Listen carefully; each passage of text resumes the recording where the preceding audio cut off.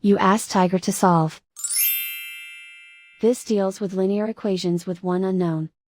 The final result is x equals 1 over 3. Let's solve it step by step. Simplify the expression. Simplify the arithmetic. Group all constants on the right side of the equation.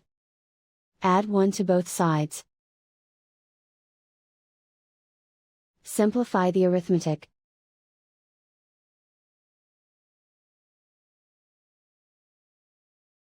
Isolate the x. Divide both sides by 3. Simplify the fraction. And so the final result is x equals 1 over 3.